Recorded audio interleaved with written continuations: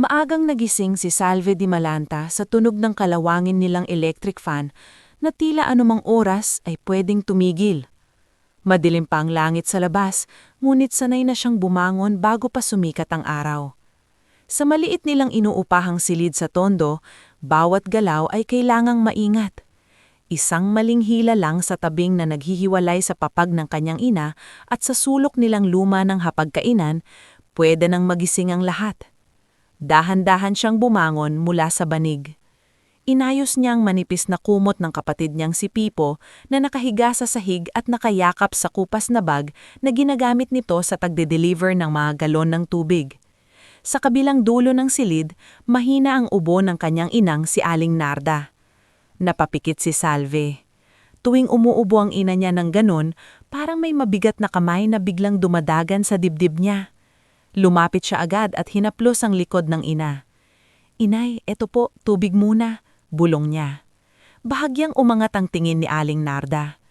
Maputla na ang dating masiglang mukha nito at ang mga matang dating puno ng tapang ay ngayoy laging may nakatagong pagod. "Salve, anong oras na ba?" Mahinang tanong ng matanda. "Maaga pa po, wag muna kayong bumangon, ako na po bahala sa almusal." "May pasok ka pa sa butika, anak. Huwag mo na akong alagaan ng sobra." Ngumiti si Salve, kahit alam niyang hindi kumbinsido ang sarili niyang ngiti. "Kaya ko po to." Sa totoo lang, ilang buwan na niyang inuulit ang linyang iyon kahit paramdam niyang unti-unti nang kinakain ng pagod ang katawan at isip niya. Mula sa maliit nilang kalan, nagsaing siya ng konting bigas at naghain ng tuyo na pinagkasya niya para sa tatlo. Habang naghihintay, binuklat niya ang lumang sobre sa ibabaw ng mesa. Nandoon ang listahan ng gastusin, upa sa bahay, kuryente, gamot, utang sa butika, at ang pinakaayaw niyang tingnan, ang bagong bili ng doktor para sa susunod na laboratorio ng kanyang ina. Nakahawak siya sa noo. "Ate," napalingon siya kay Pipo na kagigising lang at kinukusot ang mga mata. "Gigisingin mo ba ako mamaya ng maaga? May delivery ako sa kabilang kanto bago mag-eskwela." Huminto si Salve. Ilang segundo siyang natahimik. Hanggang ngayon, masakit pa rin sa kanyang tanggapin na bihira nang makapasok sa school ang kapatid niya dahil kailangang tumulong sa bahay. "Pipo," mahinahon niyang sabi, "kung hindi mo kaya, wag mo nang pilitin yung delivery." Umupo si Pipo at ngumiti ng pilit, parang batang maagang napilitang tumanda. "Kaya ko yun, ate. Mas mabuti nang mapagod ako kaysa kayo ni inay ang mahirapan." Sumikip ang lalamunan ni Salve. Bata pa ang kapatid niya, ngulit parang lahat sila sa bahay na iyon ay unti-unting tinuturuan ng buhay na mawalan ng pagkabata.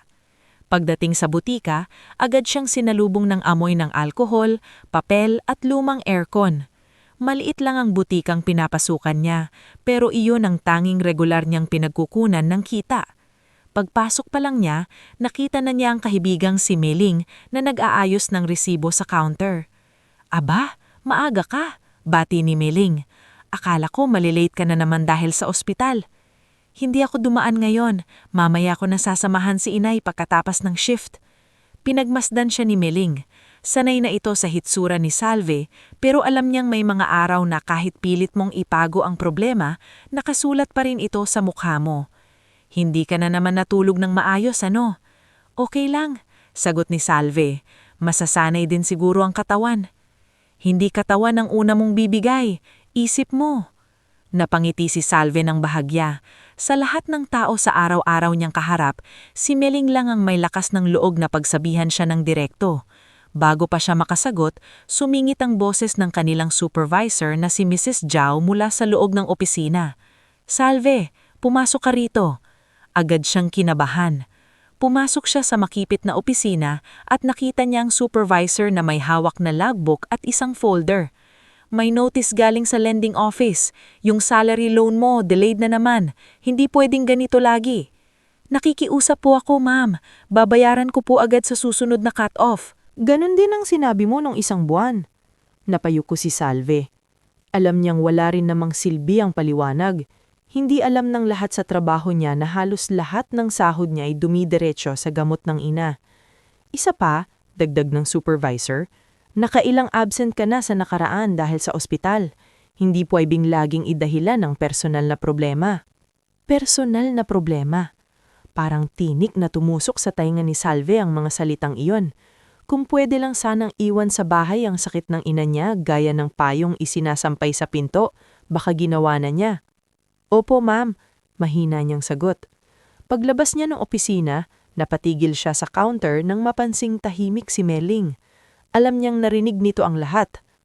Hayaan mo na, sabi ni Meling habang inaabot sa kanya ang isang basong tubig. Ganun talaga yan, hindi marunong lumambot yang si Mrs. Zhao. Wala naman akong magagawa, sagot ni Salve. Kailangan ko tong trabaho. Bandang tanghali, habang nagsusukli siya sa isang customer, biglang tumunog ang luma niyang cellphone. Nang makita niya ang pangalan ni Mang Eloy sa screen, agad siyang kinituban. Hindi basta-basta tumatawag ang matandang kapitbahay nila habang oras ng trabaho. Pagkasagot niya, taranta agad ang boses ng lalaki. Salve, iha, umuwi ka agad kung pwede. Nahihilo na naman ang nanay mo. Napaupo siya sa labas ng pinto ninyo.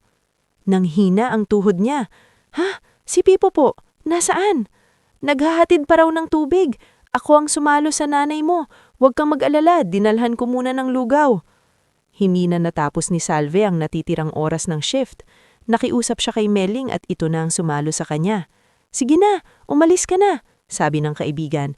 Ako narito, sabihin mo kung kailangan ninyo ng tulong. Nang makauwi si Salve, nadatnan niyang nakahiga si Aling Narda, pawisan at nanghihina. Katabi nito si Mang Eloy, hawak ang lumang pamaypay. Pasensya ka na, hiha, sabi ng matanda. Wala na kasi akong pasada kaya ito lang ang naitulong ko. Mang Eloy, sobra-sobra na po ito, maraming salamat. Umupo si Salve sa tabi ng ina at hinawakan ang kamay nito. Inay, bakit kayo lumabas? May sinampay lang ako. Hingal na sagot ni Aling Narda. Ayokong isipin niyo na wala na akong silbi. Biglang namasa ang mga mata ni Salve. Huwag niyo pong sabihin yan. Kayo ang dahilan kung bakit kami lumalaban. Dumating si Pipo maya-maya, bitbit ang halos wala ng lamang supot ng pandesal. Pagpasok pa lang nito, nakita agad ang kalagayan ng ina at natigilan sa may pintuan. Ate, dadalhin ba natin si inay sa ospital? Iyon ang tanong na ayaw marinig ni Salve dahil lagi itong may kasunod na isa pang tanong. Saan kukuha ng pambayad? Kinagabihan, matapos mapakalma ang ina at mapatulog si Pipo, naupo si Salve mag-isa sa labas ng paupahan. Ang makipot na eskinita ay puno ng boses ng mga batang naglalaro, nag-aaway na mag-asawa sa kabilang unit, at amoy ng pritong ulam mula sa karinderya. Sa ganong klaseng lugar, sanay ang mga tao sa hirap, pero iba pa rin kapag ikaw mismo ang unti-unting nilulunod nito. Maya-maya, dumuting ang landlady nila, si Mrs. Palangka. Nakakimono ito at may hawak na maliit na ledger. Salve, matigas ang boses nito. 2 buwan na kayong kulang sa upa. Ma'am, makikiusap po sana ako, kahit hulugan ko muna. Lagi ka nang nakikiusap. Hindi ko naman pwedeng ipambayad sa may-ari ng building ang pakikiusap mo. May sakit lang po kasi si inay. Tumaas ang kilay ng babae. Alam kong may sakit ang nanay mo, pero hindi naman ibig sabihin nun ay libre na kayo rito. Hanggang katapusan na lang. Kung wala pa ring bayad, ilalabas ko na ang gamit ninyo.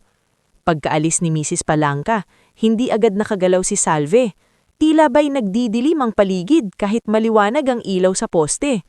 Maya-maya, may dumating namang isa pang sakit ng ulo, si Charuena, kapatid ng yumakong ama niya, na bihirang magpakita kung walang kailangan. O Salve, sabi nito may halong pakunwaring lambing.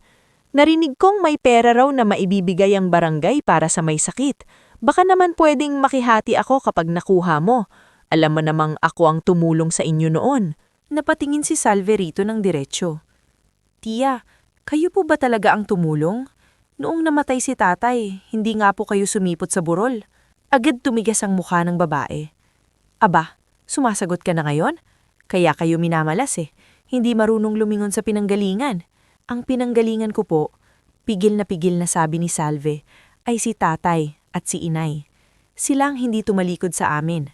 Padabog na umalis si Tia Rowena, ngunit iniwan nito ang dating kirot sa dibdib ni Salve. Hindi lang pala kahirapan ang kailangang kalabanin. Pati mga taong sariling dugo mo, kaya kang dagdagan ng bigat. Makalipas ang ilang araw, sinamahan niya ang ina sa ospital. Doon, matapos ang check-up, kinausap siya ng doktor na si Dr. Ismael Turingan sa gilid ng hallway. Miss Di Malanta, maingat na sabi ng doktor, kailangan na nating maghanda para sa mas madalas na dialysis. Hindi na sapat ang gamot-gamot lang. Parang lumabo ang paligid ni Salve. Dok, magkano po ang aabutin? Hindi agad sumagot ang doktor. Kinuha nito ang papel at isinulat ang tansya ng gastusin. Nang makita iyon ni Salve, para siyang inuntog ng katotohanan. Halos hindi nga nila mairaos ang lingguhang pagkain. Iyon pa kaya ang ganong aga? May charity po ba? Tanong niya, nanginginig ang boses. Sinubukan namin, sabi ng doktor. Pero kulang ang dokumento niyo sa last filing. Maaari kayong mag-reapply pero matatagalan. Matatagalan. Iyon ang pinakadelikadong salita para sa isang taong unti-unting nauubos ang oras. Pag-uwi nila, mas tahimik si Salve kaysa dati. Habang kumakain sila ng sabaw na halos tubig na lang, pinagmasdan siya ng ina. Anak, sabi ni Aling Narda, kung mabigat na para sa'yo, sabihin mo lang. Hindi ko kayang makita kang nauubos dahil sa akin. Mabilis na napailing si Salve. Huwag niyo pong sasabihin yan, inay. Hindi habang buhay malalabanan ng tapang ang kahirapan, bulong ng matanda. Pero tumingin si Salve sa ina, sa kapatid niyang pilit na nagpapanggap na busog, sa kisaming tulo ng tulo kapag umuulan, at sa sobre ng mga bayaring nakapatong sa mesa. Sa loob-loob niya, alam niyang may punto ang ina. Hindi sapat ang sipag, hindi sapat ang bait, at lalong hindi sapat ang pag-asa, kung araw-araw ay may presyo ang bawat hinga ng mahal mo sa buhay. Gabi na nang maglatag siya ng higaan. Tahimik ang buong silid, taming huni ng tricycle sa labas at paminsang ubo ng ina ang sumasabay sa mabilis niyang tibok ng puso. Nakatingin siya sa kisame nang biglang may mensahe mula kay Meling. Salve, bukas pag-usapan natin. Baka may alam akong paraan. Hindi ko gusto pero baka ito na lang ang mabilis. Matagal niyang tinitigan ang mensahe. Hindi pa niya alam kung anong tinutukoy ng kaibigan, ngulit sa paraan pa lang ng pagkakasulat nito, pakiramdam niya'y may paparating na desisyon na magpapabago ng lahat. At sa unang pagkakataon sa buong buhay niya, kinatakutan ni Salve hindi ang kahirapan, kundi ang bagay na baka mapipilitan siyang gawin para lang maligtas ang taong pinakamahal niya. Kinabukasan, hindi agad binuksan ni Salve ang mensahe ni Meling nang magising siya. Nakahilata pa rin siya sa banig, nakatitig sa kupas na kisame, habang ang mga huling salita ng kanyang kaibigan ay tila paulit-ulit na umuukit sa isip niya.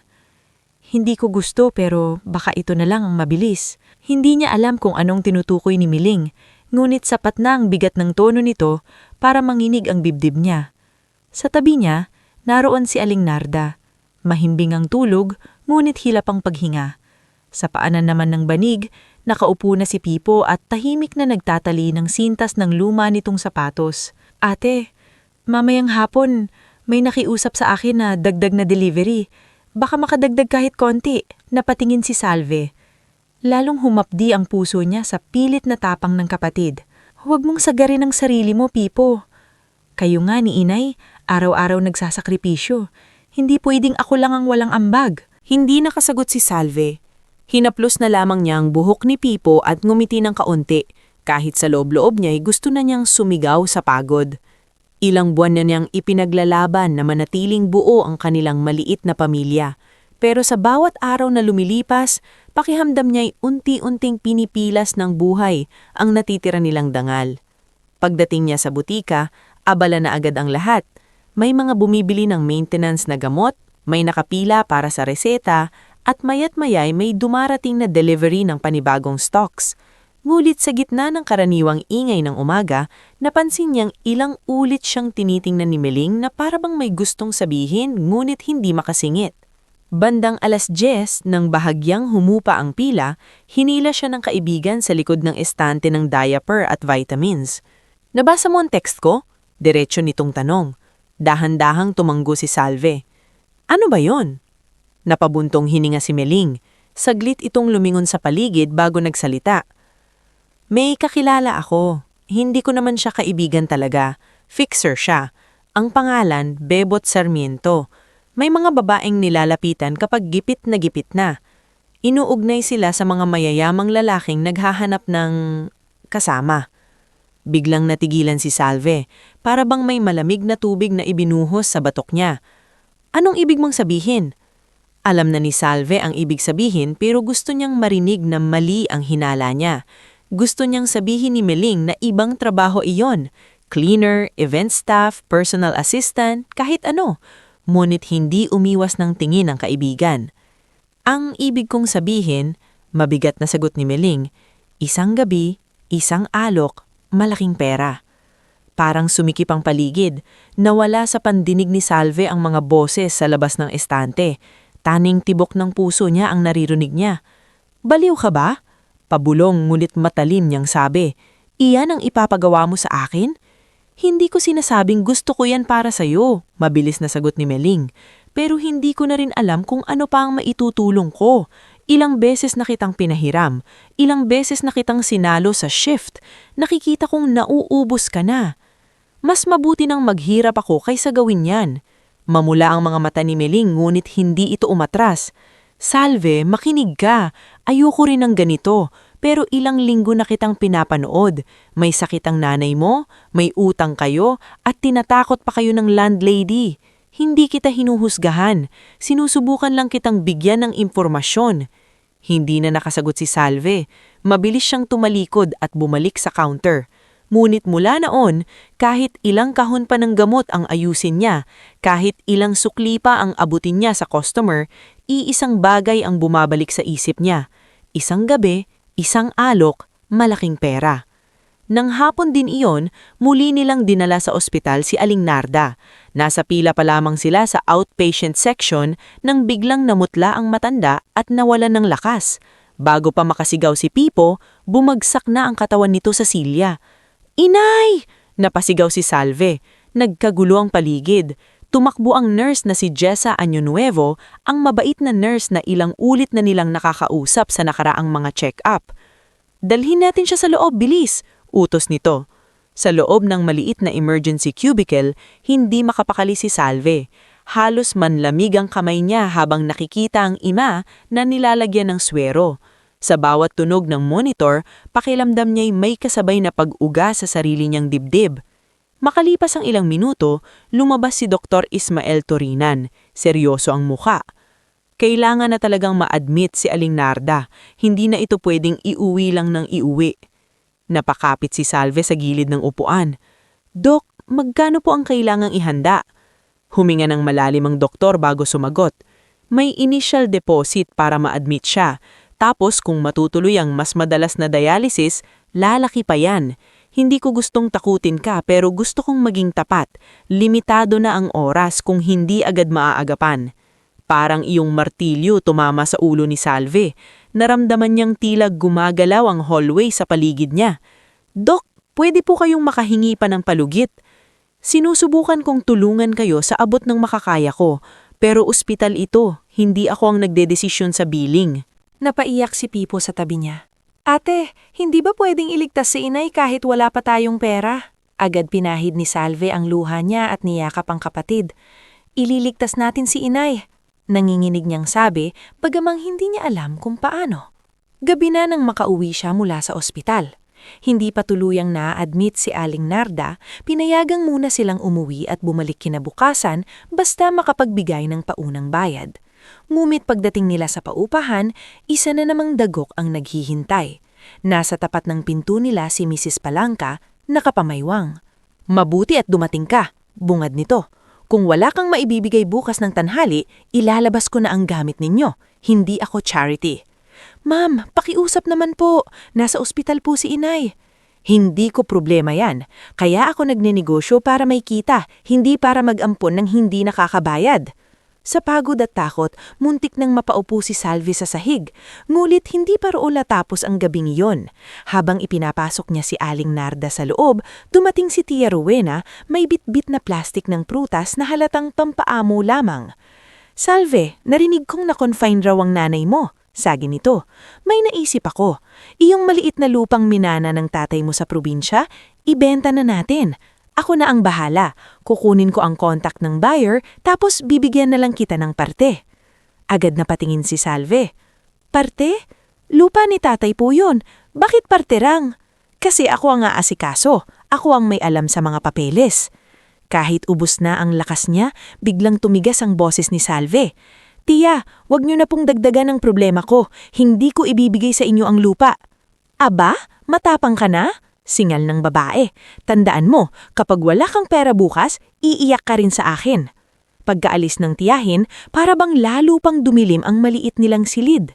Nakatulog si Pipo sa pagod, nakasandal sa dingging. Si Aling Narda na may nakapikit, ngunit halatang hindi talaga mahimbing ang tulog dahil sa sakit. Sa gabing iyon, lumabas si Salve sa eskinita at doon niya muling binuksan ang mensahe ni Meling. Matagal niya iyong tinitigan bago tuluyang nag-type ng maikling sagot. Sino si Bebot? Halos agad dumating ang reply. Makipagkita ka sa akin bukas pagkatapos ng shift. Sasamahan kita kung gusto mo, pero final decision mo pa rin. Kinabukasan, hindi makatingin ng tuwid si Salve habang nasa butika. Buong umaga siyang tahimik, ilang beses siyang nagkamali sa sukli at ilang beses din siyang napansin ni Mrs. Zhao. Anong problema mo? Iritadong tanong ng supervisor. Kung lutang ka, mag-leave ka. Pasensya na po, ma'am. Pagpatak ng hapon, sa halip na dumiretso sa ospital, sumama siya kay Meling sa isang mumurahing coffee shop malapit sa kalsada. Doon naghihintay ang lalaking si Bebot Sarmiento, maputi ang ngipin, makapal ang pabango, at may niting alam mong hindi dapat pagkatiwalaan. Oh, ikaw pala si Salve, sabi nito habang pinagmamasdan siya mula ulo hanggang paa. Simple ka pero pwede na. Malinis ang muka, tahimik ang dating, may market ka. Nais ni Salve na tumayo at sampalin ng lalaki pero pinilit niyang tigilan ang panginginig ng kamay niya. Hindi ako nandito para makinig lang, malamig niyang sabi. Tumawa ng bahagya si Bebot. Ganyan lagi sa umpisa, makinig ka. May kliyente akong hindi tulad ng iba. Disente, walang gulo, tahimik, isang gabi lang, malaki ang bayad. Hindi kanya gugunuhin pagkatapos kung ayaw mo. Magkano? Halos pabulong na tanong ni Salve at sa mismong sandaling iyon para siyang nasusuka sa sariling bibig pagkakasabi ng salitang iyon. Binanggit ni Bebot ang halagang halos hindi niya kayang isipin. Sapat iyon para sa initial deposit sa ospital, ilang session ng dialysis, bayad sa upa at konting panggastos para makahinga sila kahit pansandalian. Napatakip siya sa bibig. Hindi niya alam kung dahil ba sa pag-asa o sa hiya. Hindi ko kaya. Bulong niya. Hindi mo pa kailangang sagutin ngayon, pero tandaan mo, may ibang babaeng papayag kapag tumanggi ka. Pagkatapos ng usapang iyon, dumiretso siya sa ospital. Sa koridor, nadatnan niya si Jessa na may hawak na chart. Miss Di Malanta, kailangan na talagang ma-admit si nanay mo bukas ng umaga. Kung hindi, baka hindi na namin siya ma-prioritize. Tumango lang si Salve, ngunit ilang hakbang pa lamang niya palayo ay bigla siyang napasandal sa dingding at napaiyak. Hindi dahil sa kahinaan, kundi dahil malinaw na sa harap niya ang bangin. Sa isang gilid, ang sakit ng ina niya, sa kabila ang pagbebenta ng bagay na hindi pera, kundi sarili. Muling tumawag si Bebot kinagabihan. Final na, sabi nito. Tonight, kung gusto mo, hotel lounge sa Ortigas. Maayos ang kausap, walang bastos, pangalan ng kliyente, Leandro Vergara. Hindi agad nakapagsalita si Salve. Sa loob ng maliit nilang kwarto, nakikita niya si Pipo na nakatulog sa sahig, si Aling Narda na mahina ang paghinga, at ang lumang sobre ng mga bayarin na tila nanunuot sa mata niya. Nanghinig ang labi niya. Kapag pumayag ako, sabi niya, sigurado bang mababayaran agad ang ospital? Bago mag-umaga, settled ang deposit mo, sagot ni Bebot. Basta sumipot ka. Mahaba ang katahimikan matapos noon. Pagkatapos, para bang may bahagi ng sarili niyang unti-unting naputol, narinig niya ang sariling nagsasalita. Sige. Pagdating sa hotel lounge, pakiramdam ni Salve hindi siya dapat naroon. Ang ilaw ay malambot, mahal ang amoy ng paligid, at lahat ng tao'y mukhang sanay sa marangyang buhay na kailan may hindi niya nasilayan ng ganun kalapit. Nakatayo sa gilid si Celia Banzon, ang maayos at tahimik na sekretaryang may hawak na folder. Miss Di Malanta? Magalang nitong tanong. Tumango si Salve. Inutusan akong asikasuhin ang kasunduan. Basahin mo muna. Hindi halos maaninag ni Salve ang mga letra sa papel sa panginginig ng kamay niya. Isang simpleng kasunduan. Confidentiality, kabayaran, walang gulo, walang karagdagang obligasyon matapos ang gabing iyon. Sa dulo ng dokumento, nakalagay na ang pangalan ng lalaking kausap niya, Leandro Vergara. Nang maiangat niya ang tingin, naroon ng lalaki sa di kalayuan. Tahimik, maayos ang suot, at hindi bastos ang mga mata. Ngunit ang katahimikan nito ay hindi nakapagpagaan ng pakiramdam ni Salve. Sa halip, mas lalo siyang kinabahan dahil tila mas malamig ang isang lalaking walang kailangang ipaliwanag. "Huwag kang matakot," sabi ni Leandro, mababa ang boses. Walang mangyayari na labag sa malinaw na napag-usapan.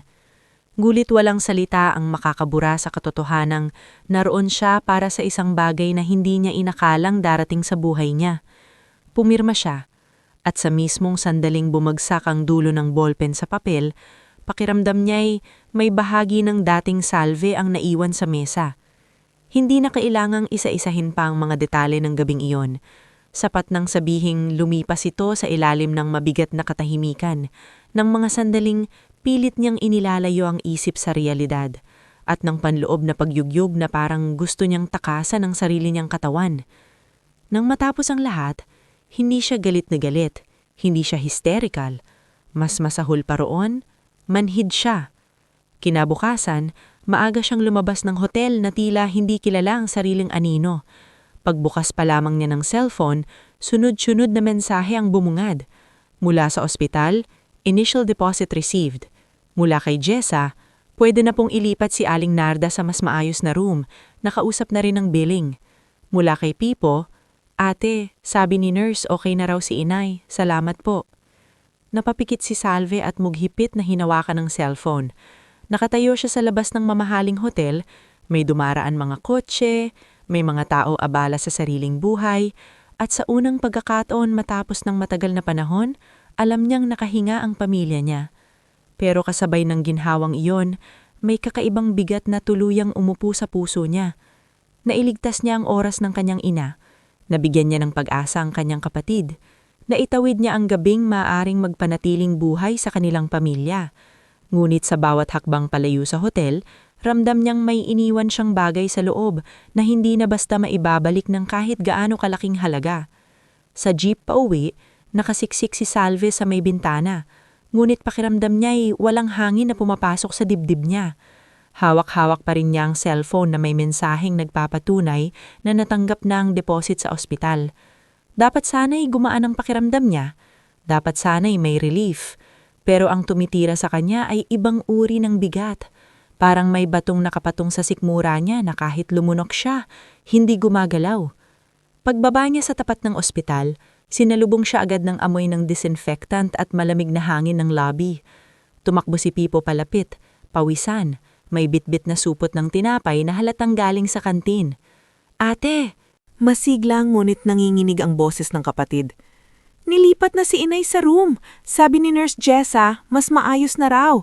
May kurtina na, may sariling electric fan." Napangiti si Salve ng bahagya. Hindi sa tuwa, kundi sa relief na kahit papaano, may isang bagay na gumagana. "Nasaan siya?" tanong niya. "Third floor, room 312. Habang paakyat sila sa hagdan, dahil sira na naman ang elevator, sumalubong si Nurse Jess sa Año Nuevo sa landing, dala ang chart. "Miss Di Malanta?" sabi nito, mababa ang boses. "Okay na ang initial deposit, naayos na rin yung clearance sa billing, pero may kailangan lang akong ipaalala." Napatingin si Salve, kabado. "Hindi ibig sabihin na nakapagbayad ng deposito ay tapos na. Marami pang susunod, pero at least ngayon may breathing room tayo." Tumango si Salve. "Salamat, nurse." Napansin ni Jessa ang pamumutla niya. "Okay ka lang ba?" Maingat na tanong nito. Muntik nang mabitawan ni Salve ang sagot na, "Hindi," pero pinigilan niya. "Pagod lang," sagot niya. "Pero kaya." Pagpasok nila sa room, naabutan nilang nakaupo si Aling Narda, nakasandalan sa unan, may swero sa kamay. Mas malinaw ang mukha ni po kaysa kahapon, at nang makita si Salve, agad itong ngumiti, yung ngiting matagal ng bihira. Ay, Salve, anak! Mahina nitong sabi. Sabi ni Pipo, okay na raw. Nakapag-ayos ka raw. Nilapitan ni Salve ang ina at hinawakan ang kamay nito. Doon siya muntik mabasag. Sa init ng palad ni Aling Narda, sa kanya naalala kung bakit niya piniling lamunin ng hiya. Opo, inay, sagot niya. Okay na muna. Salamat sa Diyos, bulong ng matanda. Huwag kang mag-alala anak, makakabawi tayo. Umiwas ng tingin si Salve at ngumiti. Hindi niya alam kung paanong babawi sa bagay na ginawa niya, pero ayaw niyang wasakin ang munting pag-asa ng ina niya. Lumipas ang mga araw, naging rutina ang ospital, dialysis schedule, gamot, pila sa laboratory, at pag-asikaso ng mga resibo. Pabalik-balik si Salve sa butika at ospital. Si Melin ang madalas sumalo sa kanya sa trabaho at si Mang Eloy ang namang tumutulong kay Pipo kapag kailangan ng pamasahe o bigas. Ngunit kahit umuusad ang buhay, hindi na bumalik ang dati niyang katahimikan. May mga gabi na nakatingin lang siya sa dingding ng paupahan, hawak ang lumang sobre ng bayarin at pakilamdam niya'y may bahaging ayaw na niyang huminga. Isang hapon, habang nasa counter siya sa butika, tumunog ang cellphone niya, isang unknown number. Hindi niya sana sasagutin pero may kutob siyang hindi ito ordinaryo. Hello? Sagot niya, mahina. Miss Di Malanta. Lalaking boses, mababa, kalmado. Si Leandro Vergara ito. Parang biglang lumamig ang kamay niya sa ibabaw ng counter. Bakit? Diretso niyang tanong, pilit pinatatag ang boses. Hindi ito tungkol sa dagdag na kasunduan, sagot ni Leandro, parang nabasa ang takot niya. May kailangan akong sabihin, may kailangan kang marinig. Kung maaari, magkita tayo. Hindi agad nakasagot si Salve. Tumingin siya kay Meling na nasa kabilang dulo, abala sa pag-aayos ng stocks. Pinilit niyang huwag magpahalata. Saan? Tanong niya sa wakas. Sa ancestral house ko sa San Juan. Hindi ito party, walang tao roon maliban sa sekretarya ko si Celia. Gusto kong maging maayos ang usapan. Bakit kailangan pa? Halos pabulong niyang sabi. Tapos na, nabayaran na ang ospital. Huwag mo na akong idamay. Hininga ng malalim si Leandro sa kabilang linya. Alam kong iniisip mo na tapos na, pero para sa akin, hindi. At para sa'yo, mas lalong hindi. Napatigil si Salve. May kakaibang bigat ang tono ng lalaki. Parang hindi ito tumatawag para manakot o manamantala, kundi para magbuhos ng bagay na matagal niyong kinikimkim. Kailan? Tanong niya. Ngayong gabi. Maulan sa forecast. Mas tahimik. Pipili ako ng oras na walang istorbo. Nagpakawala ng maikling tawa si Salve. Hindi masaya, kundi mapait. Ang galing mo rin ano? Pati panahon pinaplano. Tahimik si Leandro saglit bago sumagot. Kung may kontrol lang ako sa lahat ng dapat kontrolin noon, baka hindi ako tatawag ngayon. Pagkababa ng tawag, nanginginig ang tuhod ni Salve. Lumapit si Meling agad, napansin ang pamumutla niya. Sino yon? Tanong ng kaibigan. Napasingap si Salve. Si Leandro. Ha? Bakit? Gusto niya raw akong kausapin. May kailangan daw akong marinig. Napasandal si Meling sa estante. Ayoko. Ayoko talagang bumalik ka sa kanya. Delikado yan. Alam ko, sagot ni Salve. Pero may kutob ako na hindi ito basta. Kinagabihan, matapos niyang dumaan sa ospital para makita ang ina at masigurong okay si Pipo sa bantali, pumunta siya sa address na ibinigay. Bumuhos ang ulan, at sa bawat patak sa bubong ng taxi, mas lumalakas ang tibok ng puso niya. Pagdating sa ancestral house, hindi ito tulad ng hotel. Mas tahimik, mas lumang yaman, mas mabigat ang hangin.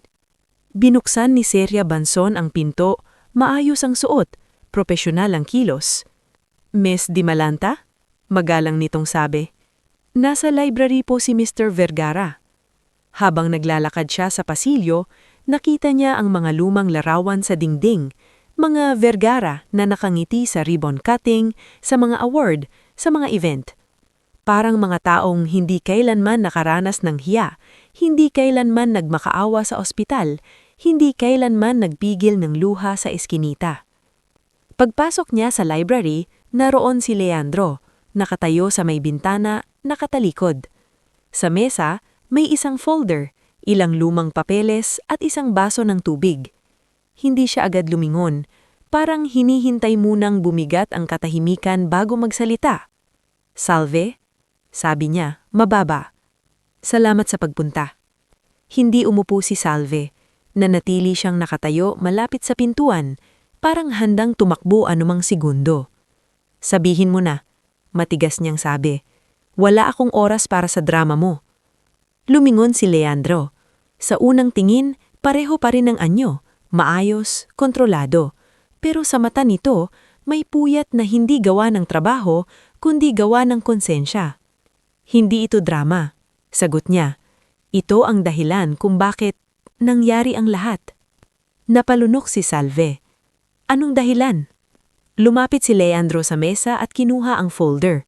Dahan-dahan niyang binuksan at inilabas ang isang lumang dokumento. May stamp ng isang construction firm, may mga pirma, may petsang dekada na ang nakalipas. "Kilalanin mo," sabi ni Leandro. Sumilip si Salve, at nang mabasa niya ang pangalan, parang may umikot sa sikmura niya. Teodoro Di Malanta. Nanlaki ang mata niya. Bakit nasa iyo yan?" "Dahil matagal ka kitang kilala," sagot ni Leandro, diretso. "At matagal ko nang dala ang kasalanan ng pamilyang Vergara." Parang biglang may malamig na kamay na humawak sa leeg ni Salve. Nag-init ang tenga niya, bumigat ang ulo niya. "Anong sinasabi mo?" halos pabulong niyang tanong. Umupo si Leandro sa upuan, ngunit hindi ito mukhang komportable. Para itong taong uupo sa harap ng hukom. "Ang tatay mo," sabi niya, maingat ngunit malinaw, "dating foreman sa isa sa mga proyekto ng pamilya namin. May nangyaring pagbagsak ng scaffolding, maraming nasugatan. Siya ang hindi na umuwi." Biglang kumirot ang dibdib ni Salve. Parang bumalik ang mga alaala. Ang lamay na maulan, ang kabaong na hindi niya maintindihan noon, ang ina niyang namamaga ang mata sa kakaiyak, ang mga salitang aksidente na paulit-ulit nilang narinig. "Sinabi sa amin noon," nanginginig ang boses ni Salve. "Sinabi sa amin noon aksidente lang, na wala kaming magagawa." Tumanggo si Leandro, ngulit hindi iyon pagsang-ayon. Pagsang-ayon iyon sa kasinungalingan. "Aksidente ang pinalabas," sabi niya. "Pero ang totoo, may mga report na nagsasabing pinilit nilang ipagpatuloy ang trabaho kahit delikado. May shortcuts, may mga material na hindi dapat ginamit, at nang nangyari ang pagbagsak, tinakpan." Napahakbang si Salve palapit, nanginginig sa galit at takot. "Tinakpan?" ulit niya, halos pasigaw. "Ibig mong sabihin alam ninyo, alam ng pamilya ninyo." Huminga ng malalim si Leandro. Kumuyom ang kamay niya sa ibabaw ng mesa. "Alam," mahina niyang sabi. At ang pinakamasakit, Salve, hindi lang sila nanahimik. Binayaran nila ang mga taong dapat magsalita. Inayos ang papel, pinaikot ang kwento. Nangingilid ang luha ni Salve, pero hindi ito luha ng awa. Luha ito ng galit na matagal na palang may ugat. "Kung alam mo," singhal niya, "bakit ngayon mo lang sinasabi? Bakit hinayaan mong lumaki akong iniisip na malas ng kami? Bakit hinayaan mong mamatay si tatay na parang walang lang?" Tumayo si Leandro. Parang hindi na rin niya kayang manatiling nakaupo sa bigat ng katotohanan. "Dahil duwag ako," amin niya. "At dahil pinangalagaan ko ang pangalan ng pamilya ko. Pinangalagaan ko ang negosyo. Pinangalagaan ko ang lahat, maliban sa katotohanan." Tumawa si Salve ng mapait. "At ngayon? Bakit ngayon?" Sandaling tumahimik si Leandro, saka tumingin sa kanya na parang susuko. "Dahil noong nakita ko ang apelyido mo," sabi niya, "hindi ko na kayang magkunwari. Nalaman kong ikaw iyon, anak ni Teodoro Di Malanta." Nanigas si Salve. "Nalaman mo? Kailan?" "Bago pa mangyari ang gabing iyon," sagot ni Leandro, at ang pag-amin na iyon ang tila pinakamasamang sampal. "May report si Celia, may background check. Nang makita ko ang apelyido, alam ko na." Parang may humampas na hangin sa tenga ni Salve. "Sinadya mo," mahina niyang sabi, halos hindi niya marinig ang sarili. Sinadya mong tanggapin ako. Hindi sa paraang iniisip mo. Mabilis na sagot ni Leandro, ngunit hindi nagbago ang bigat. Hindi ko sinadya para saktan ka. Sinadya ko dahil sa baluktot kong paniniwala na kaya kong itama ang mali sa pamamagitan ng pera, na kung bibigyan kita ng tulong, mababawasan ang kasalanan namin. Pera? Napasinghap si Salve. Akala mo pera lang yon? Akala mo isang sobre lang ang kapalit? Umatras si Leandro na parang nasaktan sa sariling salita. Alam kong mali, sabi niya. At noong gabing iyon, doon ko naramdaman kung gaano kabigat ang ginawa namin noon. Hindi ko mapaliwanag, Salve. Hindi ko kayang ibalik ang tatay mo. Pero kaya kong sabihin ang totoo. Kaya kong panagutan. Kaya kitang tulungan. Hindi bilang bayad, kundi bilang pagharap. Tahimik si Salve. Nanginginig ang buong katawan. Sa labas, patuloy ang ulan. Tila ba nakikisabay sa pagbaha ng katotohanan sa loob ng library. Bakit mo to inaamin sa akin? Tanong niya. Nabasag ang boses. Anong gusto mo? Patawad? Katahimikan? Umiling si Leandro. Gusto kong malaman mo ang totoo, sabi niya, dahil wala kang kasalanan at may mga bagay pa sa papel na ito na hindi lang tungkol sa tatay mo. May mga pangalan ng ibang pamilyang pinatahimik. Kung ilalabas ito, babagsak ang mga taong sangkot, kabilang ang sarili kong tiyuhin, si Octavio Vergara. Namilog ang mata ni Salve. Parang biglang lumawak ang saklaw ng kwentong akala niya'y tungkol lang sa sarili niyang paghihirap. Delikado yan, bulong niya. Oo, sagot ni Leandro, kaya kailangan kong mag-ingat. Pero hindi ko na kayang manahimik. At bago ako gumawa ng hakbang, kailangan kong malaman kung handa kang humarap sa katotohanan. Saglit na nag-iba ang tingin ni Salve. Hindi na ito tingin ng babaeng nasaktan lang, kundi tingin ng anak na biglang nabigyan ng pagkakataon na alamin kung bakit sila nawalan ng haligi sa buhay. Naalala niya si Aling Narda na humihingal sa ospital. Naalala niya si Pipo na umiiyak sa hallway. Naalala niya ang landlady na gustong magpalayas sa kanila. Naalala niya ang sarili niyang pumirma sa kasunduan dahil wala ng ibang pinto. Kung totoo ang sinasabi ni Leandro, hindi lang pala sila biktima ng kahirapan, biktima rin sila ng kasalanan ng may kapangyarihan. At sa gabing iyon, sa pagitan ng kulog at ulan, naramdaman ni Salve ang unang tunay na pagbabago sa direksyon ng buhay niya. Hindi na ito kwento ng pagkalugmok, ito na ang simula ng pagharap, paglalantad, at laban na mas malaki pa kaysa sa kanya. Paglabas ni Salve sa ancestral house ng mga Vergara, hindi pa rin humihinto ang ulan, ngunit kakaiba na ang bigat na dala niya. Hindi na iyon kapareho ng bigat na naramdaman niya noong umalis siya sa hotel matapos ang gabing ipinagpalit niya ang dangal para sa buhay ng kanyang ina. Ang bigat ngayon ay may halong galit, linaw, at isang uri ng takot na mas mapanganib. Ang takot na dala ng katotohanang matagal palang inilibing. Hindi siya agad sumakay ng taxi. Sa ilalim ng maliit na waiting shed sa labas ng subdivision, nakatayo lang siya habang pinapalo ng hangin ang layam-layam ng damit niya. Nanginginig ang mga daliri niya, hindi dahil sa lamig, kundi dahil sa mga pangalang narinig niya. Teodoro Di Malanta, Octavio Vergara, mga report, mga cover-up, mga pamilyang pinatahimik. Maya-maya, tumunog ang cellphone niya. Si Meling. Nasaan ka na? Mabilis nitong tanong. Kanina pa kita tinatawagan. Maayos ka ba? Matagal bago nakasagot si Salve. Meling, hinina niyang sabi. Hindi lang pala pera ang dahilan kung bakit ako pinatawag niya. May kinalaman sila kay tatay. Ha? Anong ibig mong sabihin? Napapikit si Salve. Hindi sa tawag. Kailangan kitang makaharap. Kinabukasan, sa karinderya ni Aling Bining malapit sa butika, doon ibinuhos ni Salve ang lahat kay Meling. Mula sa mga papeles, sa lumang aksidente sa construction site, hanggang sa pag-amin ni Leandro na matagal na pala niyang alam kung sino siya bago pa ang gabing iyon. Habang nagsasalita siya, unti-unting tumitigas ang mukha ng kaibigan. Hayop? Bulong ni Meling, halos di makapaniwala. Ibig sabihin, hindi lang kayo pinabayaan.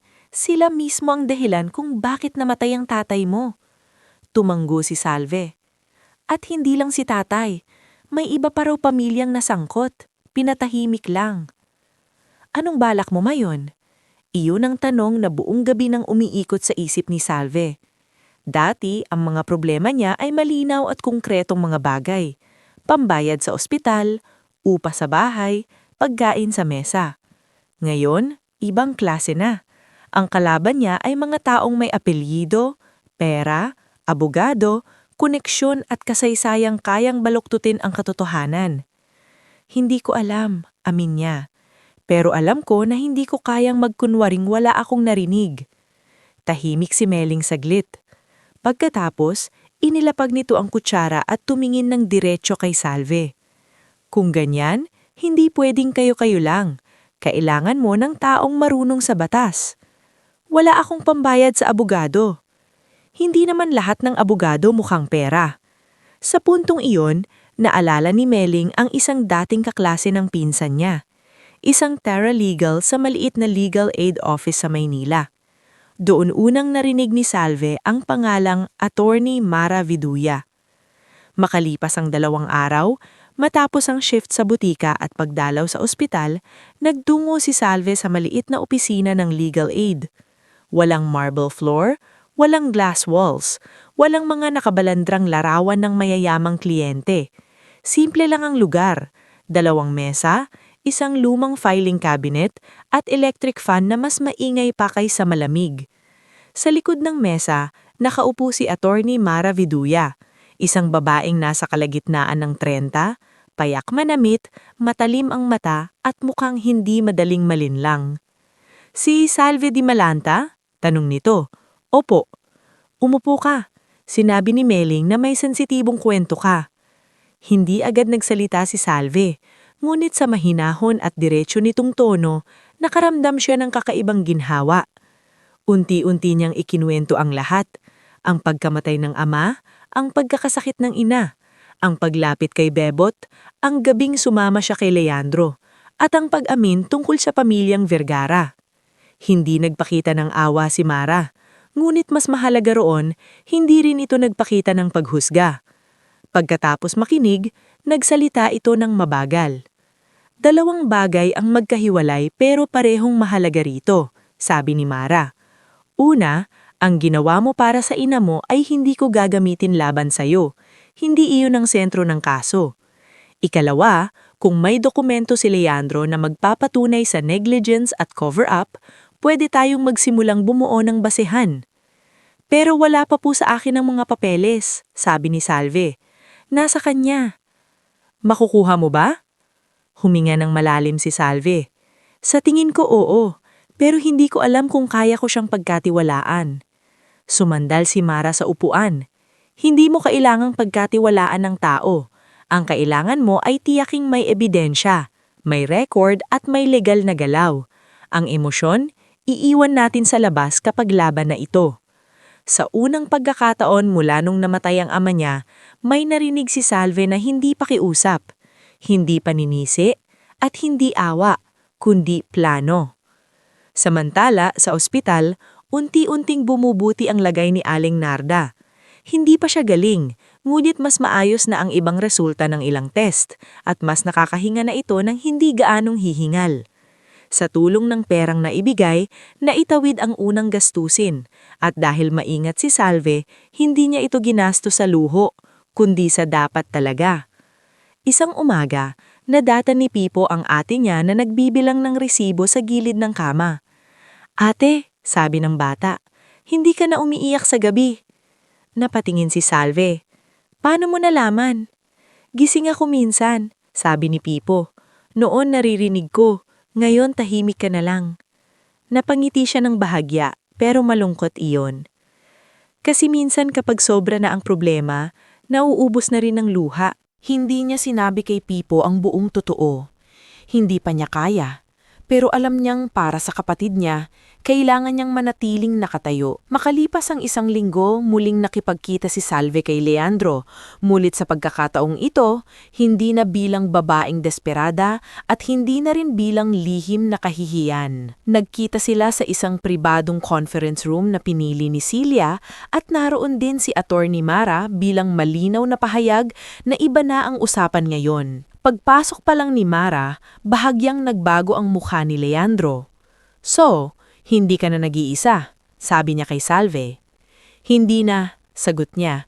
Malamig, ngunit buo ang boses. Inilatag ni Leandro ang ilang photocopy ng lumang incident reports, internal memos, at listahan ng mga pangalang dati raw ay tumanggap ng tahimik na settlement.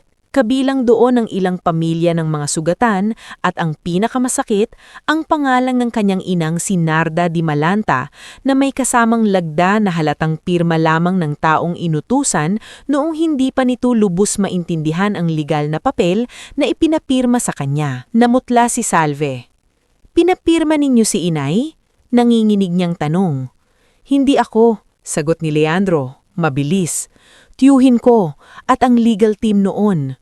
"Pareho lang yun," putol ni Salve. "Pamilya mo pa rin." Tahimik si Leandro at tinanggap ang galit. Hindi ito umiwas.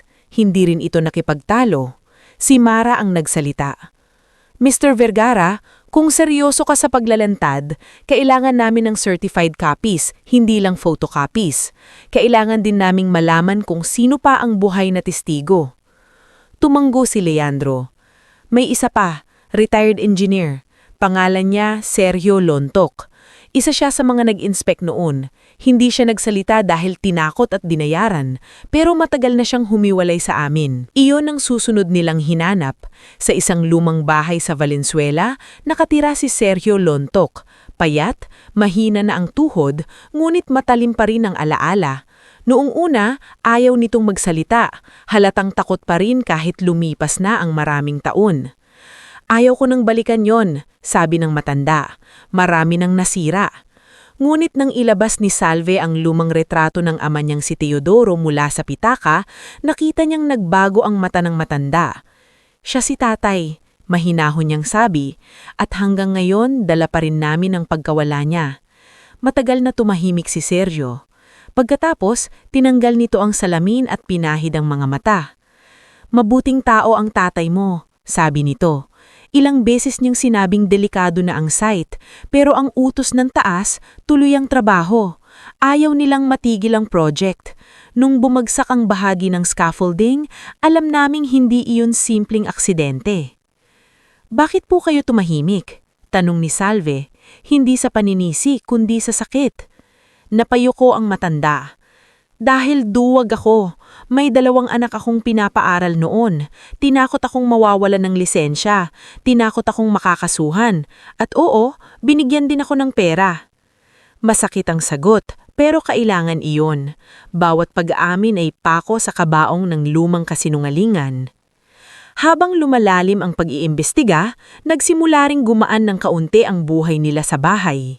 Dahil naayos muna ang bayarin sa ospital at nakasingit si Salve ng ilang overtime sa butika, nakapag-down sila sa mas maayos na inuupahang maliit na unit sa kabilang barangay. Hindi marangya pero hindi na tumutulo ang kisame at may mas maaliwalas na bintana. Naitabi rin niya ang kaunting pera para makabalik si Pipo ng mas regular sa eskwela. "Ate, totoo ba? Hindi na ako araw-araw magde-deliver?" Halos hindi makapaniwalang tanong ni Pipo habang inaayos ang bagong pinaglumaang school shoes na ibinigay ni Mang Eloy. "Hindi na kailangan araw-araw. Tulong ka pa rin kapag gusto mo, pero uunahin mo na uli ang pag-aaral." Napangiti ang bata. Sa simpleng ngiti iyon, parang may maliit na bahagi ng pangarap nilang pamilya ang muling nabuhay. Ngunit kasabay ng pagbuti ng ilang bagay, nagsimula rin ang pagdating ng panibagong mga kalaban. Una, bumalik si Tia Rowena, ngunit hindi na ito dala ng plastik na prutas at pakunwaring pag-aalala. Dumating siya sa ospital, nakapamaywang at agad nang nagparinig. Nabalitaan ko malisyosang sabi nito na parang biglang gumanda ang buhay ninyo. Na-admit ang nanay mo, nakalipat pa kayo ng bahay. Huwag mong sabihing wala kang natanggap na pera. Dugo mo rin ako, dapat may parte ako. Hindi na nagpatinig si Salve gaya ng dati. Tahimik niyang ibinaba ang hawak na tubig at tinitigan ang tiyahin. Wala po kayong parte sa paghihirap namin, malamig niyang sabi. Kaya wala rin kayong parte sa anumang ginhawang pinaghirapan kong buuin. Abat bastos ka! Hindi po kabastusan ang pagtatanggol sa sarili. Napatigil si Tia Rowena. Hindi na ito ang dating Salve na tikom ang bibig at laging nahihiyang sumagot. Sa unang pagkakataon, umatras ang tiyahin, bagaman halatang hindi pa tapos ang pagiging mapanlamang nito. Ikalawa, lumitaw si Bebot Sarmiento na parang ipis na bumabalik kahit ilang beses mo nang paalisin. Hinintay niya si Salve sa labas ng butika isang gabi, nakangisi, may hawak na yosi. "Oh, mukhang nakakaluwag-luwag ka na," sabi nito. "Baka naman nakakalimot ka sa tumulong sa'yo." "Anong gusto mo?" tanong ni Salve, malamig ang boses. "Simple lang," sagot ni Bebot. "May bago akong kliyente, mas malaki ang bayad. Dahil proven ka na, mas madali kang mai-refer." Parang nagdilim ang paningin ni Salve sa narinig. Ngunit hindi siya sumigaw, hindi siya nagwala. Sa halip, tumayo siya ng tuwid. "Isang beses akong nalugmok," sabi niya. "Hindi na mauulit. At huwag mo nang uulitin ang paglapit sa akin." Tumawa si Bebot ng mapanukso. "Baka nakakalimutan mo, may mga record ako, may usapan. Isang salita ko lang, pwede kong ikalat." Hindi na siya pinatapos ni Salve. "Subukan mo," putol niya. "At ako mismo ang magdadala sa iyo sa presinto." Hindi niya blanko ang banta, dahil kinausap na siya ni Mara tungkol dito. May mga paraan para haratin ang pananakot, lalo na kung malinaw na puwersahan at exploitation ang galaw ng tao. Nang gabing iyon, habang nakaupo siya sa tabi ng bintana ng bago nilang inuupahan, ramdam ni Salve na hindi pa tapos ang laban. Masalimuot pa ang daraanan nila. May mga mayayamang kaaway pa. May mga lumang sugat pang mabubuksan. May mga lihim pang kailangang patunayan. Ngunit iba na siya ngayon. Hindi na lang siya anak ng namatay na foreman. Hindi na lang siya dalagang pinilit ng sitwasyon. Hindi na lang siya kahera na takot mawalan ng trabaho. Sa likod ng kanyang pagod, may bagong tibay na humuhubog. At sa likod ng bawat sakit na dinaanan niya, may mga taong unti-unting nagsisilbing haligi. Si Meling, si Mara, si Sergio, si Jessa, si Pipo, si Mang Eloy, at maging si Leandro na bagaman bahagi ng sugat ay nagsisimula ring pumili ng paninindigan kesa pagtatakip. Sa unang pagkakataon matapos ang napakaraming taon, hindi na lang simpleng pag-survive ang nasa isip ni Salve. Ang nasa isip niya ngayon ay kung paanong titiyakin na ang katotohanang matagal nang ibinaon sa pera at takot ay tuluyan ng mahuhukay, at kung paano niya gagamitin ang sariling pagkawasak para maging simula ng pagbangon, hindi lang para sa sarili niyang pamilya, kundi para rin sa iba pang matagal nang pinapatahimik. Mula ng gabing kausapin ni Salve si Bebot Sarmiento sa labas ng butika at harapin ito ng walang panginginig sa boses, lalo niyang naramdaman na hindi na siya pwedeng umatras. Hindi dahil matapang na siya, kundi dahil alam niyang kapag umatras siya ngayon, babalik ang lahat sa dati. Ang mga may pera ang mananalo, ang mga mahihirap ang mananahimik, at ang mga tulad ng kanyang ama ay mananatiling numero lamang sa lumang report na itinago sa kabinete ng mga taong makapangyarihan. Nasa maliit na legal aid office ni Attorney Mara Viduya nang sabihin ni Attorney ang susunod nilang hakbang. "Handa ka na ba talaga?" Diretsong tanong ni Mara habang inaayos ang mga papeles sa mesa. "Kapag itinuloy natin ito, hindi na ito simpleng pribadong usapan. Magkakaroon ng media, ng pressure, ng paninira. Hahanapan kanila ng kahinaan." Tahimik na nakaupo si Salve, hawak ng tasang kape na matagal nang malamig. Sa ibabaw ng mesa, nakalatag ang certified copies ng incident report, affidavit ni Sergio, lumang internal memo, at ang draft ng complaint na ilang gabing pinagpuyatan nilang basahin at buuin. Talagang hanapan ako ng kahinaan nung namatay si tatay, sagi niya. Nung nagkasakit si inay. Nung napilitan akong gawin ang hindi ko akalang magagawa ko. Kung may itatapon pa sila sa akin, wala nang masasakit pa sa mga dinaanan ko. Tinitigan siya ni Mara ng matagal, sa kadahan-dahang tumanggo. Kung ganun, wala na tayong dahilan para patagalin. Sa mga sumunod na linggo, mas naging mainat ang bawat galaw nila. Hindi sila basta sumugod. Tinipon muna nila ang iba pang pangalan sa listahang ibinigay ni Leandro, mga dating trabahador, balo at anak na nawalan ng ama dahil sa insidenteng pilit itinago ng mga Vergara. Hindi lahat ay pumayag magsalita. May ilan pa ring natatakot. May ilan ding matagal nang umalis ng siyudad, pagod nang balikan ang sugat. Ngunit mayroon ding ilang, tulad ni Salve, na sa unay nanginginig, pero nang marinig na hindi sila nag-iisa, unti-unting lumakas ang loob. Isa sa mga nakausap nila ay si Linda Fajardo, isang tahimik na mananahi mula sa Caloocan na ang asawa'y nasugatan ng malubha sa parehong proyekto noon. Isa pa si Rogelio Mijares na nawalan ng kapatid sa isang hiwalay na aksidente sa parehong kumpanya makalipas ang 1 taon. Habang dumarami ang salaysay, mas luminaw na hindi ito iisang trahedya lamang. Isa itong pattern ng kapabayaan na paulit-ulit na tinakpan ng impluwensya. Samantala, si Leandro Vergara ay unti-unti ring humaharap sa sariling mundo. Isang hapon, ipinatawag na si Salve at si Mara sa isang pribadong opisina, ngunit sa pagkakataong ito, hindi para sa sikreto, kundi para ibigay ang desisyong tuluyan ng magpapayanig sa sarili niyang angkan. Ibubunyag ko na, sabi niya, maputla ngunit determinado ang mukha. Hindi lang sa affidavit, lantaran. Napatingin si Salve. Kahit galit pa rin siya, alam niyang hindi madaling sabihin iyon para sa isang lalaking lumaki sa pamilyang sanay magtakip. Alam mo bang babagsak ang pangalan ninyo? Tanong niya. Alam ko, sagot ni Leandro. At kung tutuusin, matagal nang dapat bumagsak. Paano si Octavio? Singit ni Mara. Hindi siya mananahimik. Dumilim ang mukha ni Leandro sa pangalan ng tiyuhin. Hindi nga siya nananahimik, sagot niya. Kaninang umaga lang pinadalhan niya ako ng mensahe. Kapag itinuloy ko raw ito, sisirain niya ang natitira kong negosyo at ilalabas niya ang mga bagay na pwede niyang gamitin laban sa kahit sino na nasa panig ko. Naramdaman ni Salve ang pag-init ng dugo niya.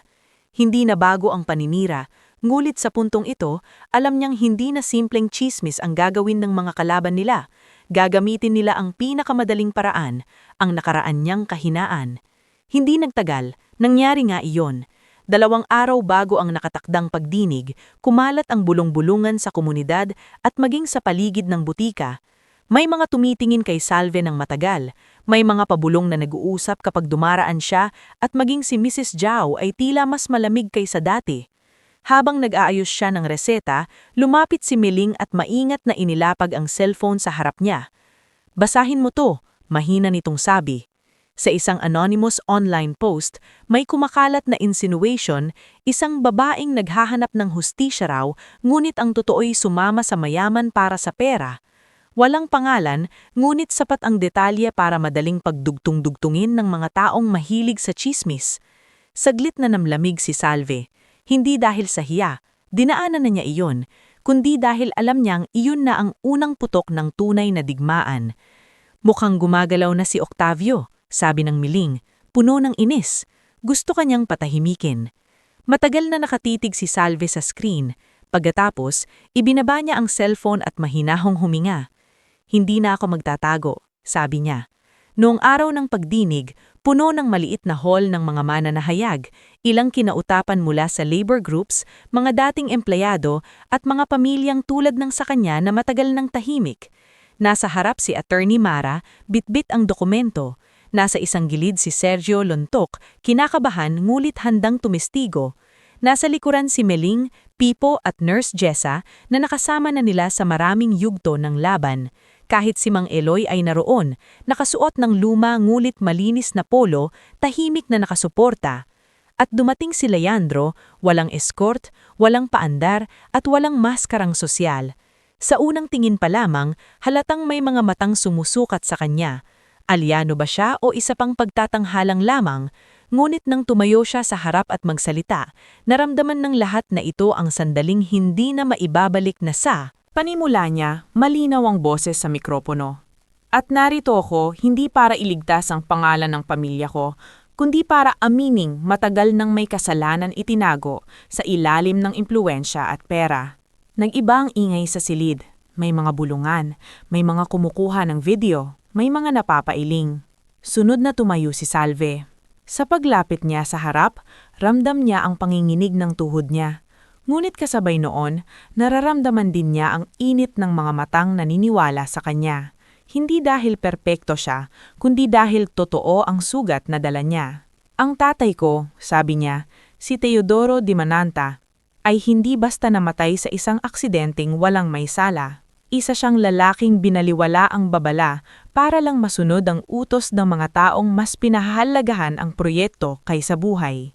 At sa loob ng maraming taon, kaming naiwan ang nagdusa sa kasinungalingang ipinataw sa amin. Sa kalagitnaan ng pahayag, tumayo ang isang kinatawan ni Octavio at sinubukang pahinain ang kredibilidad niya. Bago natin paniwalaan ng emosyonal na kwento, sabi ng lalaki, dapat ding malaman ng lahat na ang testigong ito ay may personal na ugnayan kay Mr. Vergara na malinaw na may kapalit na pinansyal. Biglang umugong ang hall. Narinig ni Salve ang mga pabulong.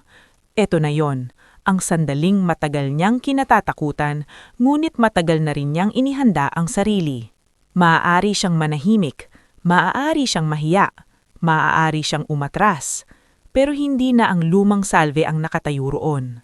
Tiningnan niya ang lalaki at saka ang buong silid. Oo, sabi niya, at lalong luminaw ang boses niya. Dumating ako sa puntong na pilitan akong gawin ng isang bagay na kailanman ay hindi ko ipinagmamalaki.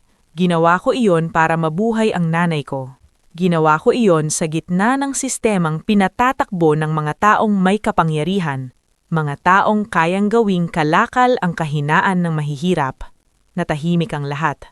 At kung iniisip ninyo ang pinakamalaking kahihiyan sa kwentong ito ay ang desperasyon ng isang anak para iligtas ang ina niya, dagdag niya, nagkakamali kayo. Ang tunay na kahihiyan ay ang mga pamilyang may pera na kayang itago ang pagkamatay ng mga manggagawa, bilhin ng katahimikan ng mga naiwan, at pagkatapos ay gamitin ang sugat ng biktima para takasan ng pananagutan. May ilang napapalakpak, may ilang umiiyak. Maging si Mara na laging kontrolado ay napayuko sandali na tila alam niyang iyon ang eksaktong linyang kailangang marinig ng lahat. Dahil sa pagsasalitang iyon, nabaligtad ang takbo ng araw. Ang planong paninirang puri ay hindi naging pandurog kay Salve, naging salamin pa ito sa kabulukan ng sistemang kinakalaban nila. Sunod-sunod na inilatag ang ebidensya, affidavit ni Sergio, lumang memo na nagpapatunay ng ignored safety warnings, listahan ng settlements, at ang pag-aamin mismo ni Leandro na may sistematikong pagtatakip noon sa ilalim ng impluwensya ni Octavio Vergara. Hindi pa doon natapos ang laban sa legal na antas, ngunit sa araw na iyon, bumagsak ang mahigpit na imahe ng pamilyang Vergara sa mata ng publiko. Nagsimulang umatras ang ilang business partners, nasuspend ang ilang proyekto habang iniimbestigahan.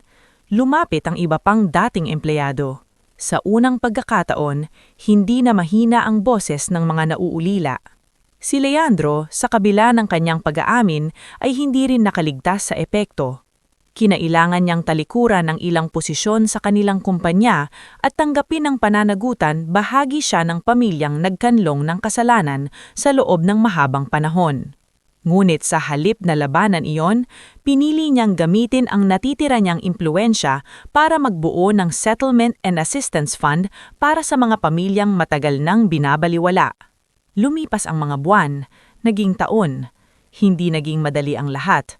May hearing pa, may papel pang dapat ayusin. May mga gabing muling bumabalik ang takot at pagod, ngunit hindi na sila bumalik sa dati. Si Aling Narda ay hindi man tuluyang gumaling ng parang himala, naging mas matatag ang lagay dahil sa tuloy-tuloy na gamutan. Natuto na rin siyang ngumiti ng mas madalas, lalo na kapag nakikita niyang nakakapag-aral na uli si Pipo ng maayos. Si Pipo naman ay unti-unting bumalik sa pagiging bata. Naglalaro na muli paminsan-minsan. Hindi na araw-araw pasa ng responsibilidad na hindi naman dapat sa kanya. At si Salve, ang dalagang minsang nakatitig lang sa kisame habang iniisip kung anong bahagi ng sarili ang kailangan niyang isakripisyo para sa pamilya, ay unti-unting naging ibang tao. Makalipas ang 2 taon, sa isang maliit ngunit mailiwalas na pwesto malapit sa public hospital, binuksan niya ang Dimalanta Community Pharmacy and Dialysis Aid Desk. Hindi ito enggrande, walang glass walls, walang ribbon cutting na may press release, ngunit bawat kahon ng murang gamot, bawat form na tinutulungan nilang punan para sa charity patients, at bawat payong ibinibigay nila sa mga naghihintay sa labas ng ospital ay bunga ng lahat ng pinagdaanan niya. Kasama niya roon si Meiling bilang katuwang sa operasyon. Madalas ding dumalaw si Nurse Jessa para magbigay ng tips sa mga pasyente. Si Pipo, kapag walang klase, tumutulong sa pag-ayos ng stocks. At sa dingding, katabi ng maliit na framed permit, naroon ang lumong litrato ni na Teodoro at Narda noong bata pa sila. Parang tahimik mapaalala kung bakit nagsimula ang lahat. Isang hapon, habang nag-ayos siya ng reseta para sa isang matandang pasyente, napansin niyang nakatayo sa labas si Leandro. Hindi na ito kasing kinang ng dati sa mga magazine at business page. Mas payak ang ayos, mas tahimik ang mukha. Hindi siya agad pumasok. Lumabas si Salve at tumayo sa pintuan. "Bakit ka nandito?" tanong niya. "Dumaan lang," sagot ni Leandro. "May ipapadala sana akong karagdagang suporta para sa aid desk, pero kung ayaw mo, hindi ko ipipilit." Tiningnan siya ni Salve ng matagal. Hindi na kasing tapang ng galit niya noon ang nararamdaman niya. Hindi rin kapatawaran agad. Ang naroon ay isang mas tahimik na katotohanan. May mga sugat na hindi tuluyang mawawala, pero may mga taong pwedeng piliing huwag nang dagdagan pa ang sakit na dala nila. "Hindi mabubura ang nangyari," sabi niya. "Alam ko," sagot ni Leandro. "Hindi na rin maibabalik si tatay. Hindi na rin mababawi ang mga gabing nawalan ako ng sarili. Alam ko rin." Tahimik siya sandali, saka tumingin sa loob ng maliit na butika, sa ina niyang nakaupo sa sulok at nagbibilang ng tableta para sa isang kapitbahay, sa kapatid niyang tumatawa kay Meling habang nag-aayos ng kahon, at sa mga taong pumapasok roon hindi para humanga, kundi para humingi ng tulong na kaya na nilang ibigay. "Pero may magagawa pa rin," sabi niya sa wakas. "Hindi para burahin, para hindi na maulit." Bahagyang tumango si Leandro at sa unang pagkakataon, wala nang kailangang dagdag na salita. Nang gabing iyon, pag-uwi ni Salve sa kanilang mas maayos ng tahanan, umupo siya sa tabi ng bintana at pinakinggan ang mahinang ingay ng kalye. Hindi siya mayaman, hindi perpekto ang buhay, may mga peklat pa ring hindi kita sa balat. Ngunit sa kabila ng lahat, alam niyang may nabawi siya. Hindi ang nawala niyang dangal sa dating kahulugan nito, kundi ang mas malalim na uri ng dignidad. Ang kakayahang bumangon mula sa sariling pagguho, magsabi ng totoo kahit nanginginig, at gawing tulay ang sariling sugat para sa kapakanan ng iba. At doon nagtapos ang pinakamadilim na yugto ng kanyang buhay. Hindi sa limot, hindi sa pagtakas, kundi sa isang tahimik at matibay na paninindigan na ang sakit na minsang sumira sa kanya ay siya ring naging dahilan kung bakit natuto siyang magpakatatag, lumaban at magbigay liwanag sa mga taong dati ring nakayuko sa dilim.